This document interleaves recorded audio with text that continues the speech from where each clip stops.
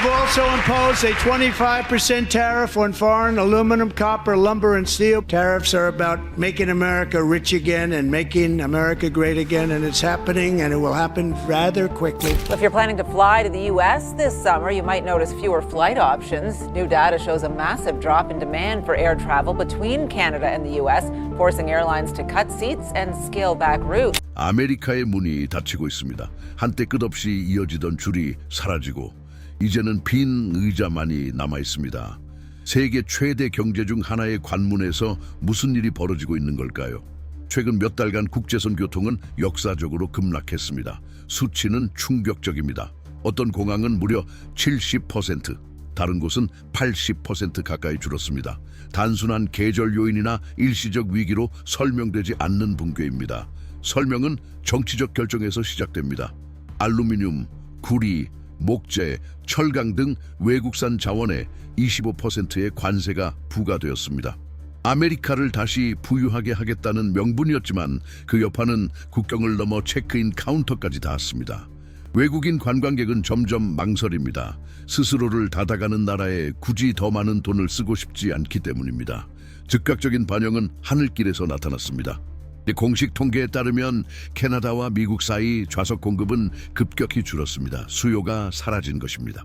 항공편 취소, 노선 단축, 텅 빈 기체, 승객들은 한결같이 같은 장면을 전합니다.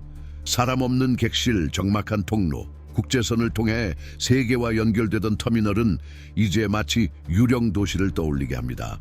전문가들에 따르면 평균적으로 70에서 80% 감소했습니다. 그리고 아메리카의 불빛이 꺼지는 동안 다른 곳은 새로 빛나고 있습니다. 아시아, 유럽, 중동에서는 최근 11개의 초대형 허브 공항이 문을 열었습니다. 첨단 기술로 무장한 초현대식 공항들입니다. 단순히 승객을 맞이하는 것이 아니라 예전에는 미국이 독점하던 명성, 수익, 영향력까지 흡수하고 있습니다. 개방을 기반으로 성장해온 경제에는 치명타입니다. 국제 관광의 급감으로만 미국은 약 12빌리언 500밀리언 달러를 잃을 것으로 추산됩니다. 게다가 향후 국제선 도착객은 추가로 9.4% 감소할 것으로 예상됩니다. 이는 도시 내 소비에서 또 다른 9빌리언 달러 손실을 의미합니다. 호텔, 식당, 택시, 여행 가이드, 동네 상점까지 외국인 방문객의 부재로 고통을 겪고 있습니다. 그러나 가장 불안한 지점은 경제 그 자체를 넘어섭니다. 이번 위기는 인식의 변화를 드러냅니다. 미국으로의 여행은 더 이상 예전의 의미가 아닙니다. 수십 년 동안 세계 문화의 중심을 자처하던 나라는 이제 그 이미지가 약화되는 것을 목격하고 있습니다. 이 보고서는 결국 신뢰의 붕괴, 스스로를 열기보다 닫아가는 나라의 인식 변화를 보여주고 있습니다. 마이애미에서는 수십 년 동안 라틴 아메리카와 유럽을 연결하는 자연스러운 다리 역할을 해왔지만 국제 노선은 64% 감소했다. 이 감소는 단순히 관광객의 부재를 의미하지 않는다. 휴가를 포기하는 가족, 회의를 변경하는 사업가, 교환학생 계획을 취소하는 학생들을 나타낸다. 한편의 비행이 줄어드는 것은 단순한 숫자가 아니라 지역 경제뿐만 아니라 대륙 진입 관문으로 자부하던 국가의 지정학적 위치를 지탱하던 연결고리가 끊어지는 것을 의미한다. 그리고 여기서 예상치 못한 전환점이 나타난다. 수백만 명에게 마이애미의 출입국 심사줄에서 시작되던 미국의 꿈은 이제 끝없는 기다림으로 바뀌었다. 비자를 받는 데 걸리는 시간은 6개월을 초과한다. 여행업계에서 이 기간은 사실상 영원과 같다. 결과는 무엇인가? 브라질, 아르헨티나, 콜롬비아에서 온 관광객들은 이제 대체 목적지로 대규모 이동을 시작했다. 스페인, 포르투갈, 심지어 도미니카 공화국까지 예약이 급증했다. 이전에는 자연스러웠던 것이 이제는 좌절과 항로 변경으로 변모한 것이다. 피닉스에서는 상황이 또 다른 양상을 보인다. 비즈니스와 여가의 신흥 허브로 자신을 내세우려 했던 이 도시는 국제 도착객이 62% 감소하면서 지역 전체의 구조가 흔들렸다. 이는 단순히 리조트 방문객이 줄어든 것이 아니다. 외국 방문객 유입에 직접 의존하던 아리조나, 유타, 네바다, 삼각지의 모델이 취약함을 드러낸 것이다. 유럽과 아시아 관광객을 주로 맞이하던 호텔들은 갑작스러운 취소 사태에 직면했다. 사막 지역 투어를 제공하던 가이드들은 따라갈 그룹을 찾지 못했다. 지역적 불편으로 보였던 문제가 곧 구조적 문제로 확대된 것이다.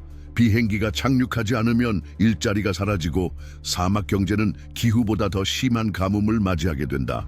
달라스를 보면 상처의 깊이가 더욱 선명해진다. 댈러스 포트워스 공항은 단순한 공항이 아니었다. 관광, 에너지, 글로벌 물류의 접점이었다. 석유산업 임원, 기술산업 대표, 투자자, 전 대륙 방문객들이 이곳을 오갔다. 하지만 현재 이 흐름은 57% 감소했다. 이는 단순히 공항 로비를 비우는 것이 아니라 전략적 산업 기반을 잠식하는 것이다. 아시아와 중동 기업들은 직항 노선을 취소했고 미국 중심의 글로벌 연결망을 붕괴시켰다. 그러나 가장 큰 타격은 상업용 비행기의 빈 좌석이 아니라 물류 창고에 있다. FedEx와 UPS와 같은 기업들은 국제 연결을 위해 달라스를 사용하던 운영 일부를 이미 해외 허브로 이전하고 있다. 이는 미국의 무역 중심국으로서 지위를 약화시키는 움직임이다. 시애틀로 가면 긴장은 더욱 고조된다. 태평양 관문으로 자신을 홍보하던 이 도시는 대규모 붕괴를 맞이했다. 아시아에서 오는 승객 수는 69% 감소했고 유럽에서는 54% 감소했다. 일본 항공사들은 직항을 취소했고 영국 항공사들은 크게 축소했다.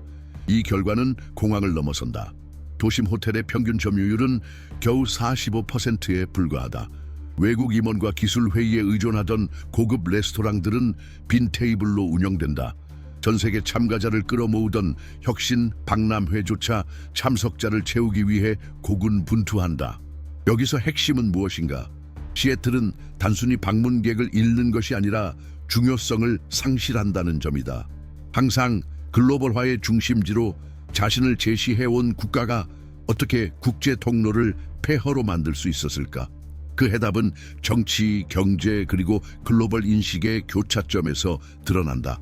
관세, 외교적 불확실성, 관료적 절차가 이전에는 의심할 여지 없던 목적지의 매력을 갉아먹는다. 결과는 도미노 효과다. 비행기 감소, 관광객 감소, 사업 감소, 영향력 감소. 국제 연결을 잃는 공항마다 단순한 공간 이상의 의미가 있다. 이는 한 국가가 중심적 위치를 유지할 수 있는 능력에 대한 경고이다. 그리고 이것은 단순한 재정적 손실 이야기가 아니다. 권력에 관한 이야기다.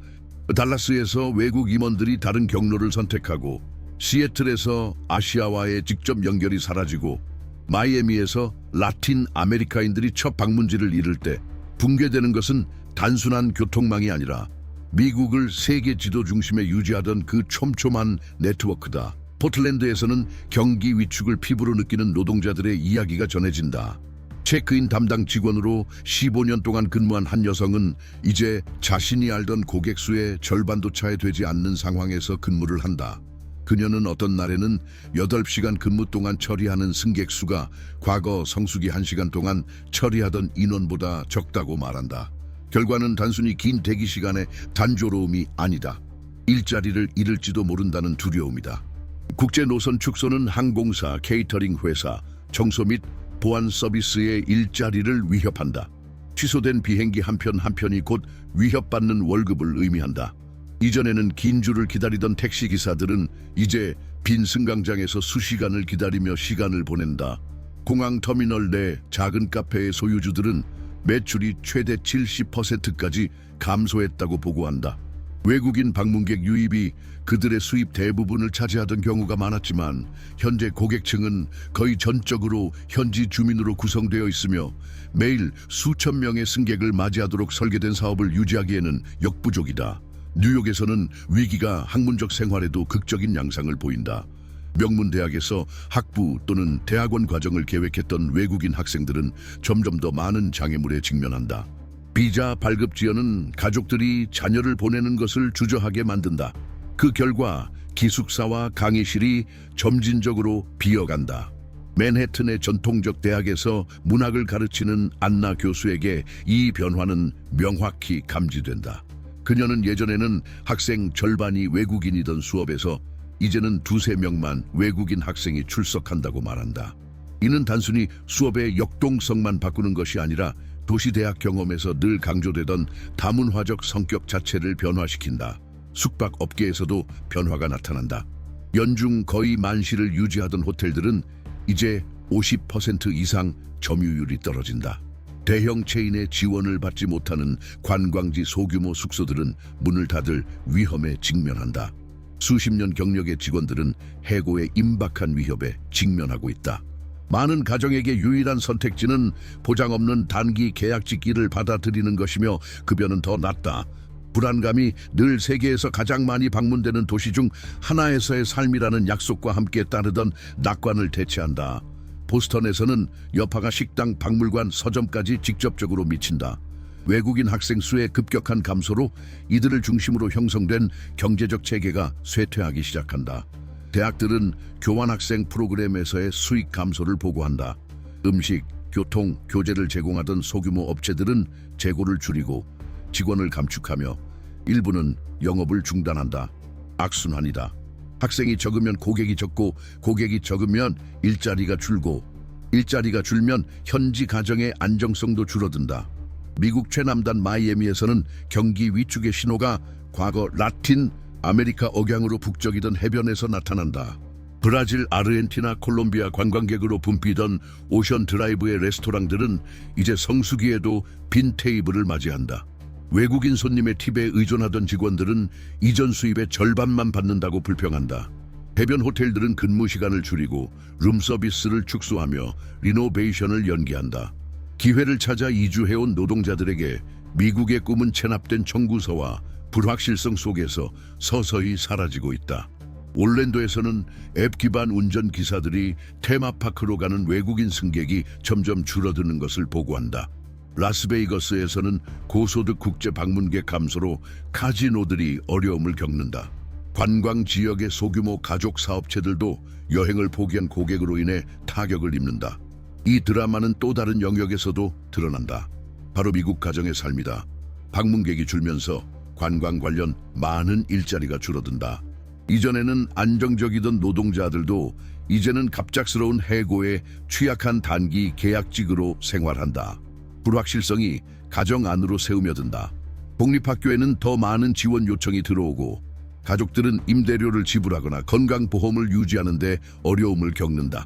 이 상황은 경제적 문제를 넘어선 전환점을 보여준다. 관광과 국제 이동의 위축은 사회적 구조마저 흔든다.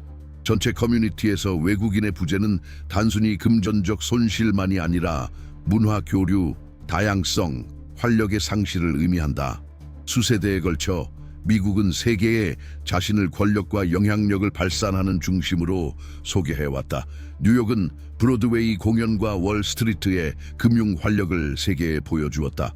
로스앤젤레스는 할리우드의 환상을 수출했다. 마이애미는 라틴 아메리카로 향하는 열린 관문이었다. 시애틀은 기술 혁신을 상징했고 댈러스는 에너지의 힘을 보여주었다. 그러나 오늘날 이 모든 도시는 동일한 딜레마에 직면해 있다. 과거처럼 비행기가 도착하지 않는 상황에서 어떻게 여전히 중요한 위치를 유지할 수 있을까? 미국은 역사적 기로에 서 있다. 장벽을 고수할 것인지 아니면 다리를 재건할 것인지 선택해야 한다. 고립을 유지하는 비용은 단기 경제 전망이 측정할 수 있는 것보다 훨씬 더 클 수 있다. 그동안 세계는 다른 방향으로 나아가고 있다. 아시아는 현대성을 상징하는 공항을 개장하고 있다. 유럽은 접근성과 통합에 투자한다. 중동은 미래의 상징이 될 연결 허브를 만들고 있다. 이러한 변화를 형성했고 여전히 형성하고 있는 지도자들을 이해하는 것은 필수적이다. 그래서 우리는 도널드 트럼프와 시진핑과 같이 국제 무대를 정의하는 대통령들의 전기를 다룬 특별 이북을 제작했다. 그들의 여정 결정 전략은 단순히 현재까지의 경로를 설명할 뿐만 아니라 내일의 가능성을 보여준다. 이북은 고정 댓글에서 확인할 수 있다. 이번 보도를 여기서 마치지만 논의는 끝나지 않았다. 우리 채널을 구독하고 좋아요를 눌러주며 댓글로 참여해달라. 여러분의 참여가 이 공간을 활기차고 자유롭고 사유할 수 있는 공간으로 유지한다. 시청해주셔서 진심으로 감사드린다. 곧 세계가 나아가는 길에 대한 새로운 분석과 함께 돌아올 것이다. 다음에 뵙겠다.